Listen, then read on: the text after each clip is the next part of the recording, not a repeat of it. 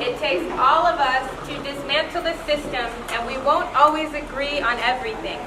Because of love for the community and each other, we work through challenges instead of walking away. Yeah.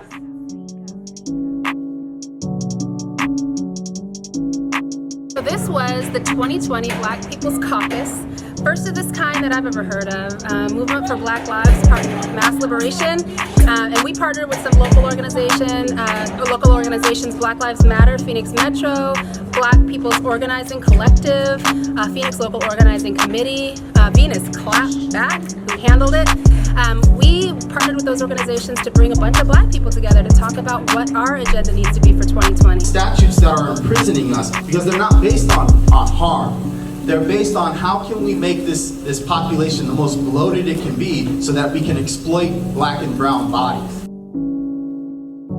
Focus on the stage area.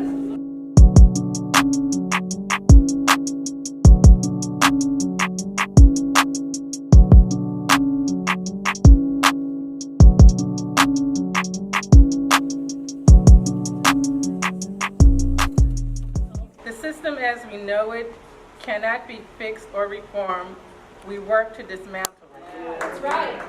Slavery was legal, y'all. Slavery was a legal institution. It was allowed. We were working on figuring out what the candidates for the presidential were saying and how it applied to our lives, and we said forget that. We're not going to listen to what they're doing and what their policies are. We're going to make our own list of demands. So we came together, we sat and talked about our own lived experience, decided what that translates into in terms of what was lacking and what our demands are, and then we analyzed it up against what the candidates are saying. Yeah, I've been to Canada and they all got health care, no matter what you do, they like it work. Like we meet the police, but we ain't meet the legislators who vote. Like in 1987, Ronald Reagan and George Bush under that presidency passed the 100-to-1 crack cocaine law, and that locked up more Black people than any law in the past 30 years. Call a response, I'm gonna lead y'all through it. I'm gonna say it, and then y'all say it back, right? Go ahead, elevate your energy, elevate your voice, all right?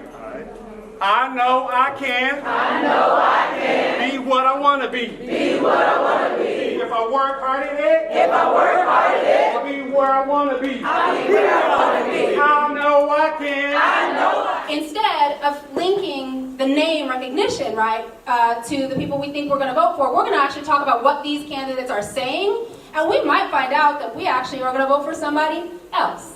So that's what we're going to do. This is all going to be anonymous. We'll do a big reveal if you can just bear with us afterwards. We're going to tally the votes and give you the information about who we really want as Black people.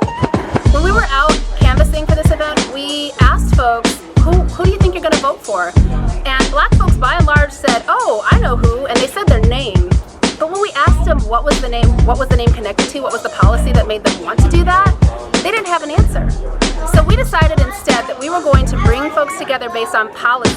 We were going to take the names away from it. We were going to rank candidates in A, B, C, and D categories, and put their policies aside those A, B, and C categories, and let folks vote on candidate A, B, C, and D. So instead of knowing who you were going to vote for, you were able to vote based on the policy. We also didn't do a winner takes all. We did ranked choice voting. Ranked choice voting allows you to vote for the candidate that you really want, and then ranking the second, third, and fourth categories for folks that you kind of like but you're not quite sure, then ones that you know you don't really like that much but it's not the end of the world, and then your very last ranking candidate. He wins by a landslide on every single category. So, healthcare, housing, jobs, and mass incarceration, a landslide. And when we tally them up across the board and we make them all one category, candidate B still wins by a landslide. That means that Black people want Bernie Sanders as our next president. Who knew that? Brandon knew that. I didn't know that. We believe that we will win. We believe that we will win.